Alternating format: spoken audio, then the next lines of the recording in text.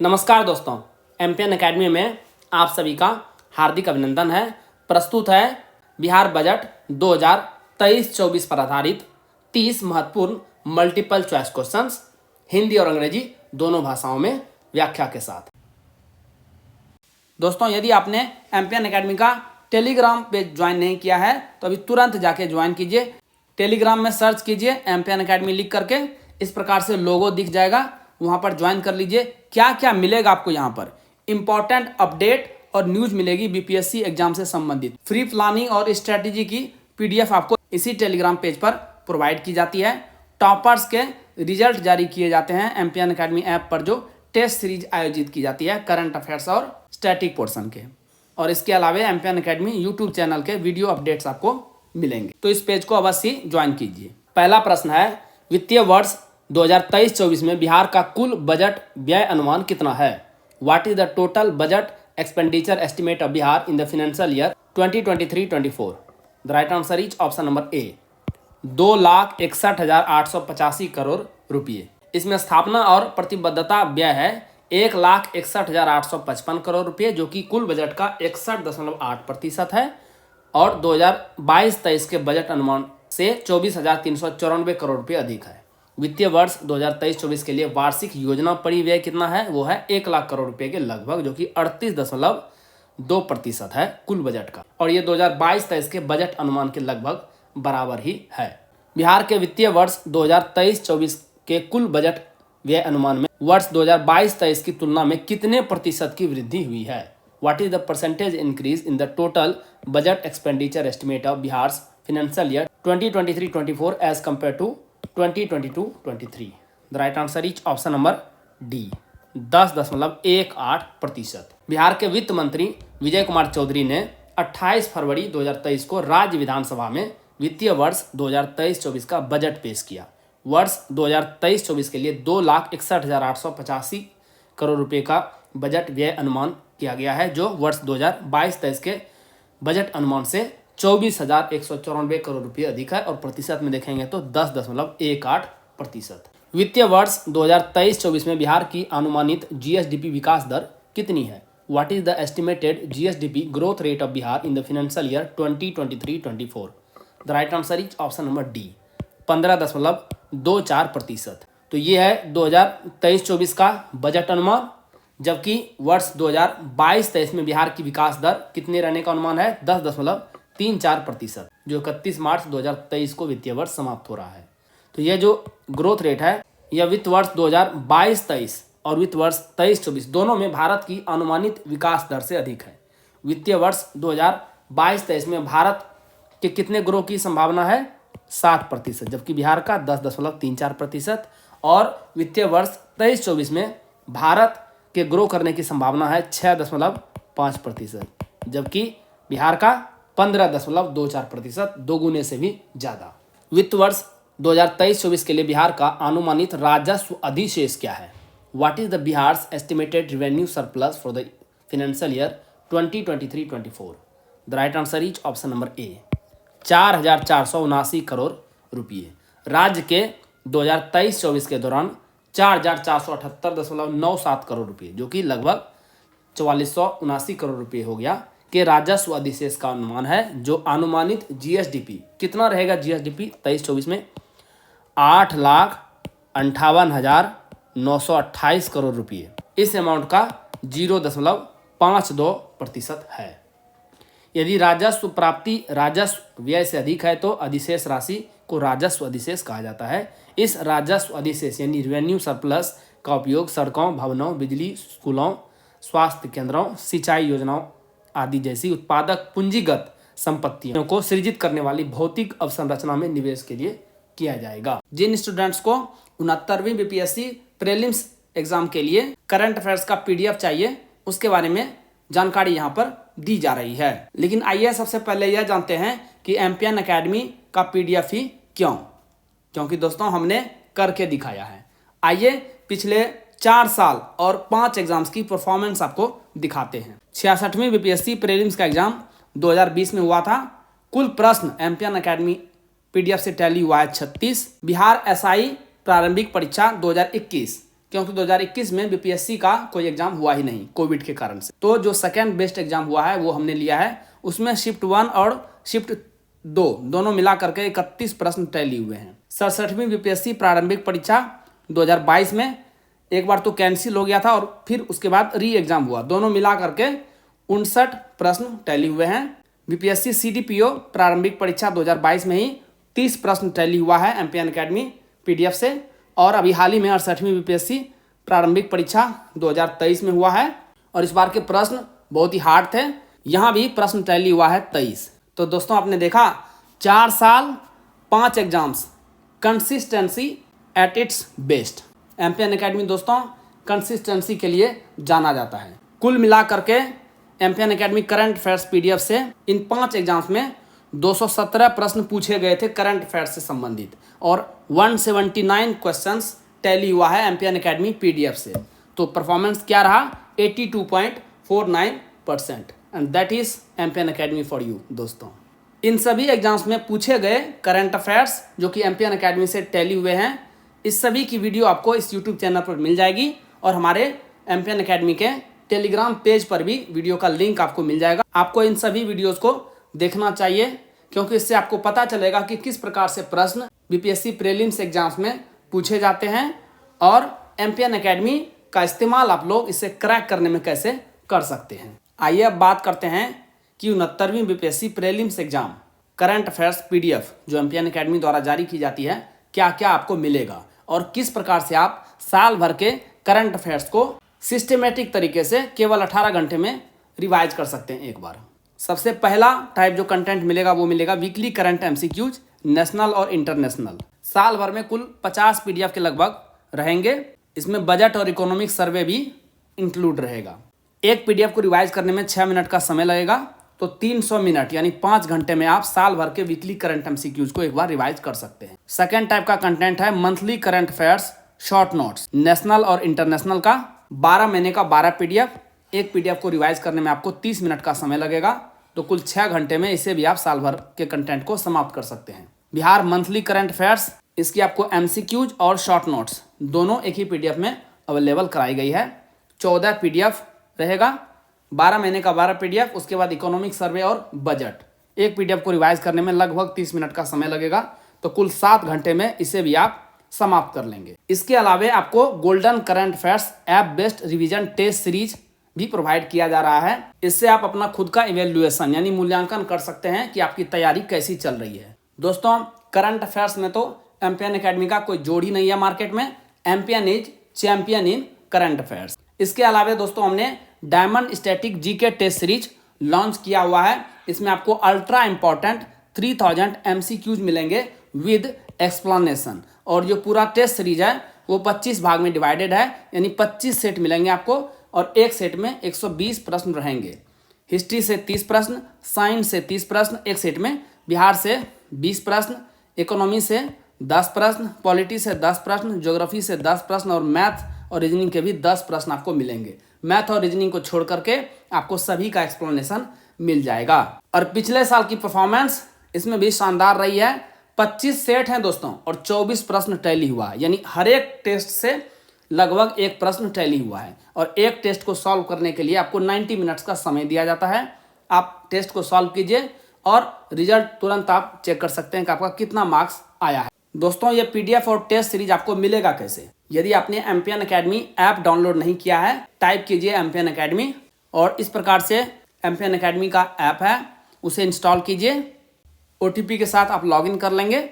उसके बाद store section में वहाँ पे चले जाइए, आपको कोर्सेस मिल जाएंगे। 69वीं BPSC current affairs PDF course और diamond static GK test series, 2 प्रकार के कोर्सेस मिलेंगे अलग अलग हिंदी और इंग्लिश लैंग्वेज में। आप जिस लैंग्वेज में ऑप्ट करना चाहते हैं उसे सेलेक्ट कीजिए। वहाँ पर पेमेंट का लिंक आपको मिल जाएगा। बहुत ही मामूली शुल्क पर ये सभी कंटेंट आपको प्रोवाइड किया जा रहा है। कोर्स के कंटेंट सेक्शन में सभी स्टडी मटेरियल और टेस्ट सीरीज आपको प्रोवाइड करा दी जाएगी। वित्तीय वर्ष 2023-24 के लिए बिहार का अनुमानित राजकोषीय घाटा कितना है? What is the estimated fiscal deficit of Bihar for the financial year 2023-24? The right answer is option number B, 2.98%। राजकोषीय घाटा वह राशि है जो कुल व्यय से राजस्व प्राप्तियों, ऋणों और अग्रिमों की वसूली और सार्वजनिक ऋण की अदायगी को घटाकर जोड़ी जाती है। वर्ष 2023-24 के लिए अनुमानित राजकोषीय घाटा अमाउंट में देखेंगे तो वो रहने वाला है 25,567.84 करोड़ रुपये, जो कि जीएसडीपी 8,58,928 करोड़ रुपये का 2.98% है, जो कि 3% के एफआरबीएम सीमा के भीतर है।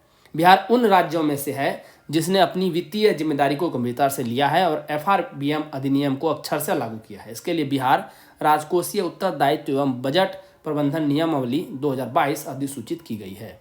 तो कोविड काल से देखेंगे तो फिस्कल डिफिसिट बिहार का घटता ही जा रहा है। वित्तीय वर्ष 2023-24 के लिए बिहार के लोक लेखा में देनदारी सहित कुल बकाया ऋण जीएसडीपी का कितना प्रतिशत होगा?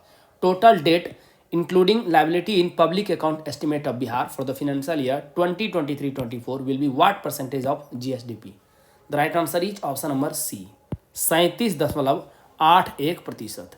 2023-24 में बकाया सार्वजनिक ऋण रहेगा 2,76,165 करोड़ रुपए के लगभग, जो कि बिहार के जीएसडीपी 8,58,928 करोड़ रुपए के जीएसडीपी का कितना है?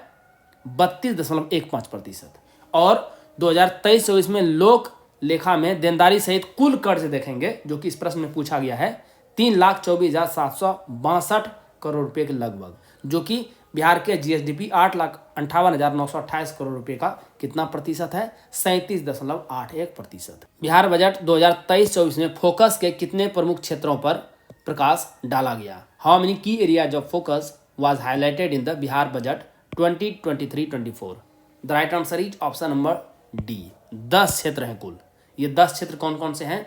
युवा एवं रोजगार, अनवरत महिला सशक्तिकरण, अल्पसंख्यक कल्याण, स्वास्थ्य प्रक्षेत्र, पुलिस बल का सुदृढ़ीकरण एवं आधुनिकीकरण, छठा है कृषि एवं ग्रामीण विकास, फिर हरित विकास, फिर आधारभूत संरचना, औद्योगिक विकास और 10वां है शहरी विकास। वित्तीय वर्ष 2023-24 में कुल व्यय में से किस विभाग में सर्वाधिक प्रतिशत आवंटन किया गया है?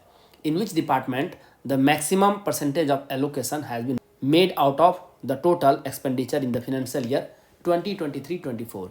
The right answer is option number C, शिक्षा एजुकेशन पर।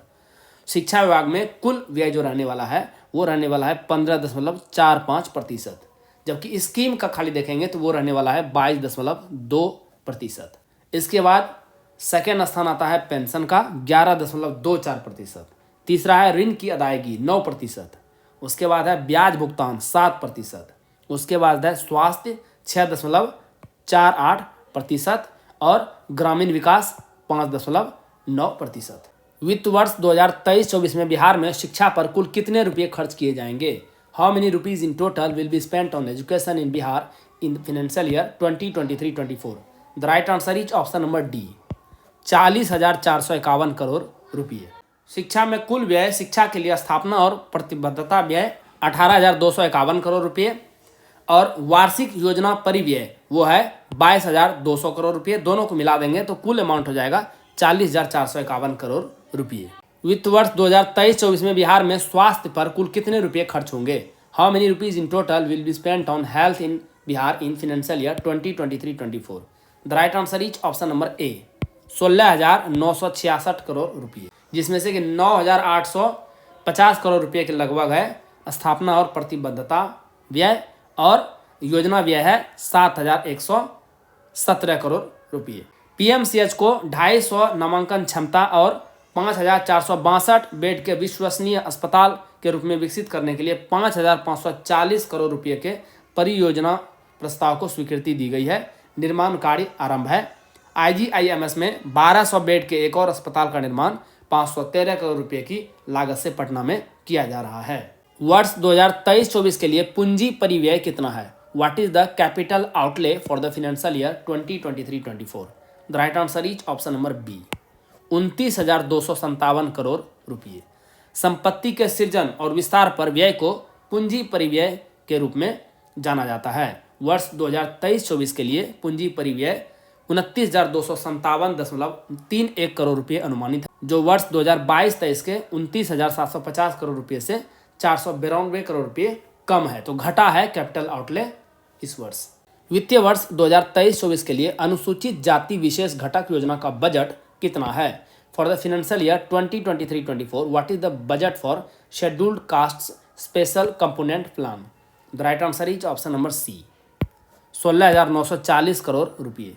वित्तीय वर्ष 2018-19 में अनुसूचित जाति एवं अनुसूचित जनजाति समुदाय के हितार्थ व्यय की जाने वाली राशि को लघु मद में अलग से निर्धारित किया गया है ताकि इसे किसी अन्य मद में व्यय न किया जा सके। वित्त वर्ष 2023-24 के लिए अनुसूचित जाति विशेष घटक योजना के लिए 16,939.53 करोड़ रुपये और आदिवासी उप योजना के लिए 1,574 करोड़ रुपये निर्धारित किए गए हैं। वर्ष 2023-24 में अनुसूचित जाति एवं जनजाति, अल्पसंख्यक, अन्य पिछड़ा वर्ग एवं अति पिछड़ा वर्ग के कल्याण एवं समाज कल्याण हेतु 12,439 करोड़ रुपये की व्यवस्था की गई है। वित्त वर्ष 2023-24 में सड़क क्षेत्र के लिए प्रस्तावित व्यय कितना है? What is the proposed expenditure for the road sector in financial year 2023-24?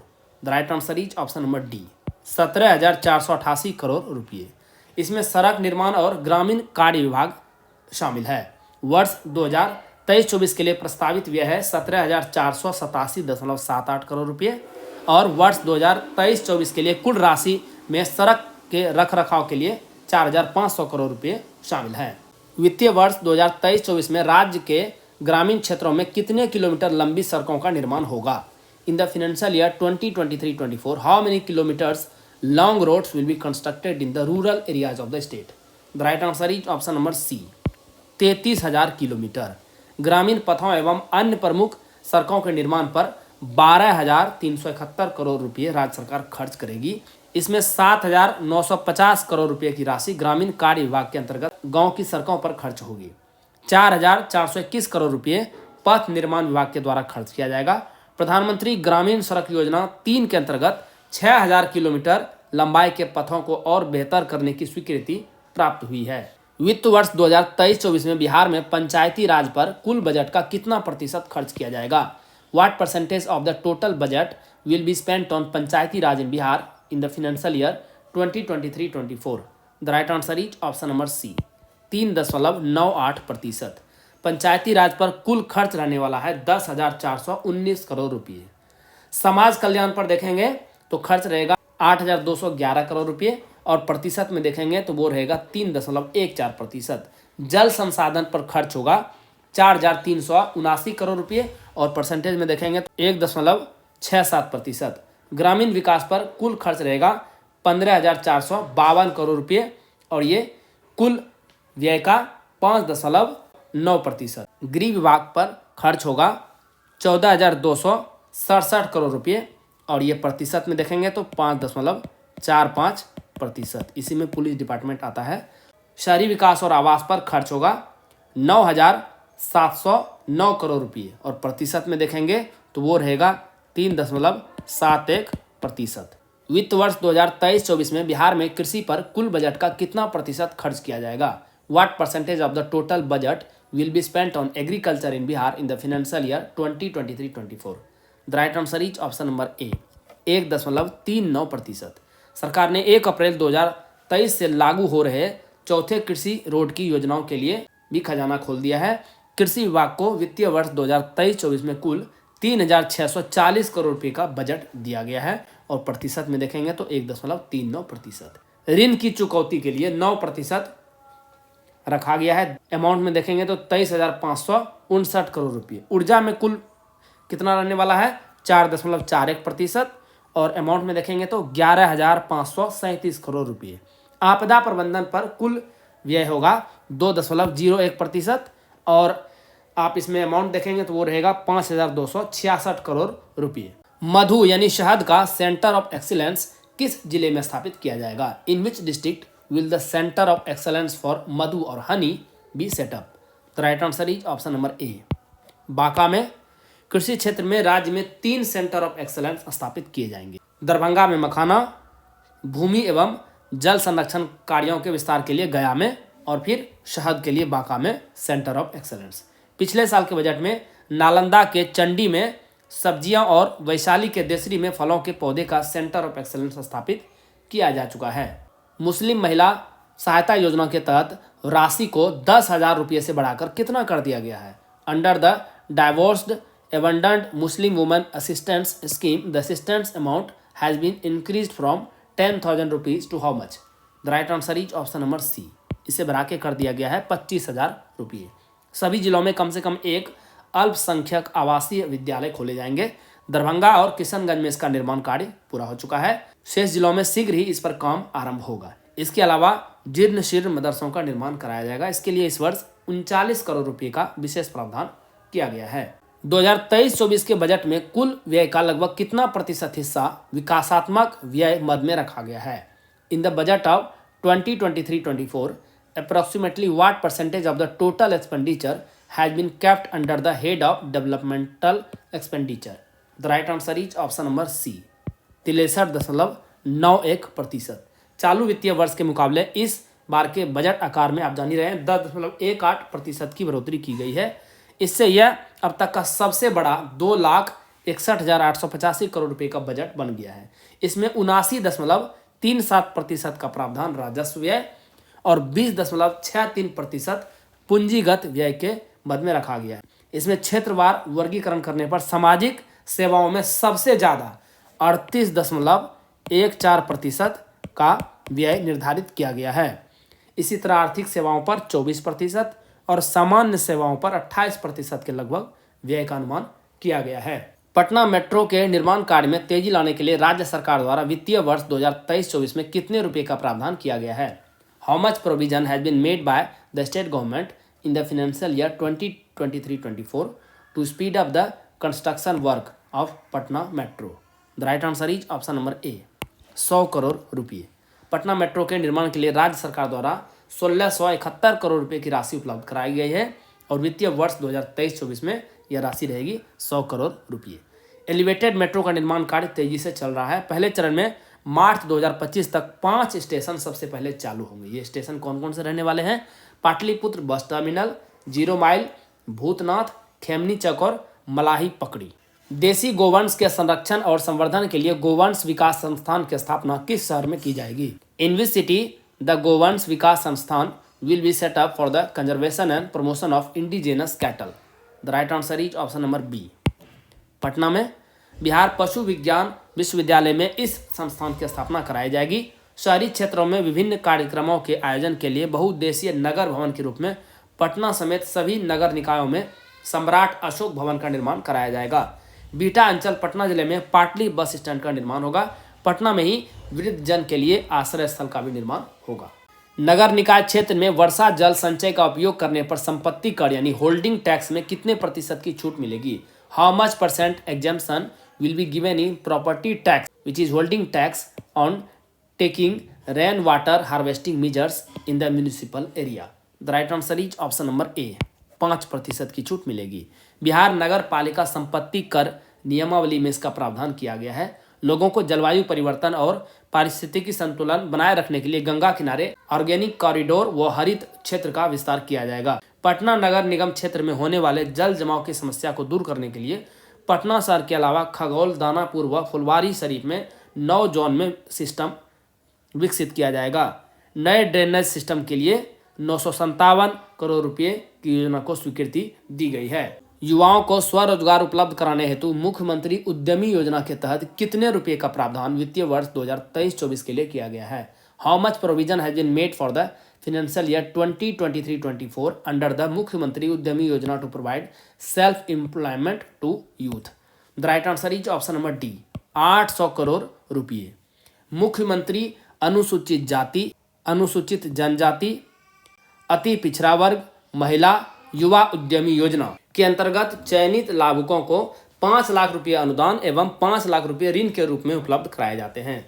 वर्ष 2022-23 में लगभग 8,000 लाभुकों का चयन कर प्रशिक्षण के उपरांत लाभान्वित किया जा रहा है। वर्ष 2019 में कराए गए सर्वेक्षण में बिहार राज्य में गंगेय डॉल्फिन की संख्या कितनी पाई गई है?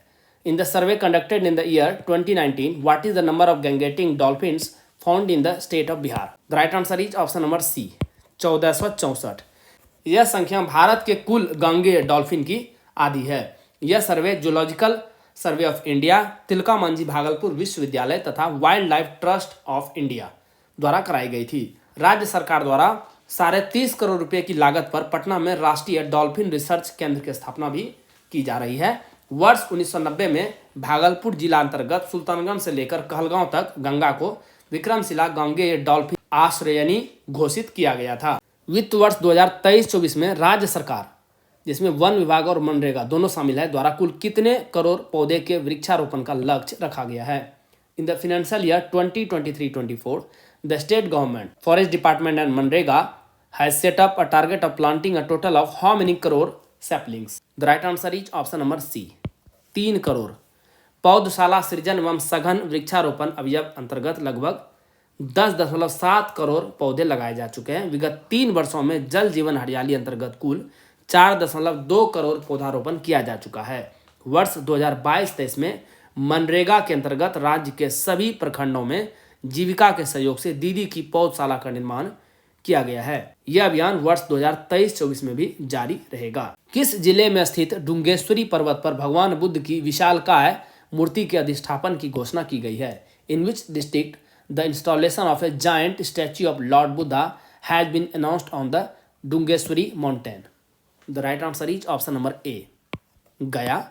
प्राचीन डुंगेश्वरी गुफा मंदिर 12 किलोमीटर की दूरी पर गया के उत्तर पूर्व में स्थित है। इन गुफा मंदिरों को महाकाल गुफा मंदिरों के नाम से भी जाना जाता है। यह स्थान बौद्ध धर्म के लोगों के लिए उच्च श्रद्धा का धार्मिक स्थल है, क्योंकि उनका मानना है कि भगवान गौतम बुद्ध ने बोध गया जाने से बहुत पहले इन गुफाओं में ध्यान लगाया था। वर्ष 2023-24 में बिहार के कितने जिलों में गोवर्धन इकाई का निर्माण लक्षित किया गया है?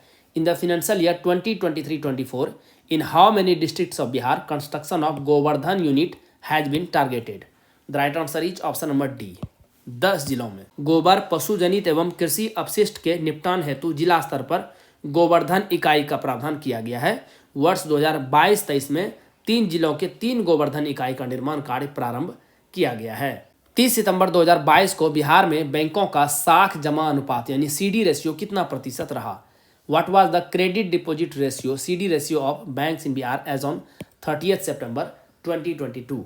The right answer is option number B, 50.75%।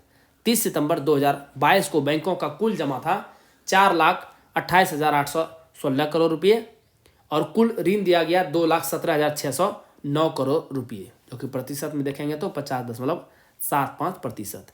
वर्ष 2022-23 द्वितीय तिमाही सितंबर 2022 तक वार्षिक साख योजना के लक्ष्य 2,04,145 करोड़ रुपये के विरुद्ध उपलब्धि रही है 1,12,037 करोड़ रुपये और प्रतिशत में देखेंगे तो यह था 54.88%। बिहार में बैटरी से चालित यान इलेक्ट्रिक वाहन को कुल कर में कितने प्रतिशत की छूट दी जा रही है? What percentage of total tax exemption is being given to battery operated vehicles or electric vehicles in Bihar?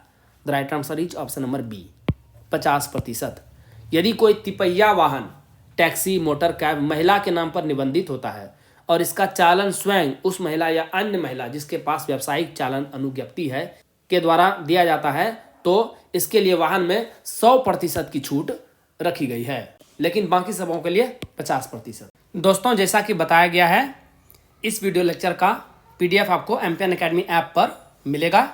English और हिंदी दोनों भाषाओं में अलग अलग। दोस्तों, इन PDF के सहारे आप इस वीडियो लेक्चर को आसानी से 5 से 6 मिनट में रिवाइज कर पाएंगे, जिससे आपका बहुत सारा समय बचेगा, जिससे आप स्टैटिक पोर्शन पर लगा सकते हैं। दोस्तों, एमपीएन एकेडमी ऐप का लिंक आपको इस वीडियो के डिस्क्रिप्शन बॉक्स और पिन कमेंट सेक्शन में मिल जाएगा। चलिए अंतिम प्रश्न को हल करते हैं। IIT बॉम्बे में आयोजित विट ब्लॉक्स यंग टेक फेस्ट 2022 में बिहार से किसकी परियोजना पेस्टिसाइड्स डिटेक्शन इन फूड के लिए कृषि खंड में प्रथम स्थान मिल गया है?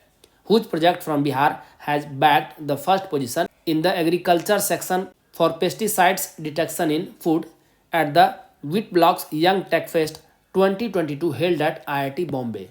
The right answer is option number A, Harsh Kumar.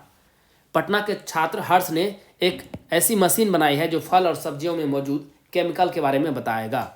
Centre for cultural resources and training नई दिल्ली द्वारा सांस्कृतिक प्रतिभा खोज छात्रवृत्ति योजना के तहत किलकारी के चयनित 25 बच्चे छात्रवृत्ति प्रदान कर रहे हैं और इन दोनों का उल्लेख वित्त मंत्री ने अपने बजट भाषण में किया है। दोस्तों, इसी के साथ बिहार करंट अफेयर्स के इस स्पेशल एडिशन को समाप्त करने की आपसे इजाज़त चाहूँगा। वीडियो देखने के लिए बहुत बहुत धन्यवाद। Thank you very much. मिलते हैं अगले वीडियो में। All the best for your exam preparation.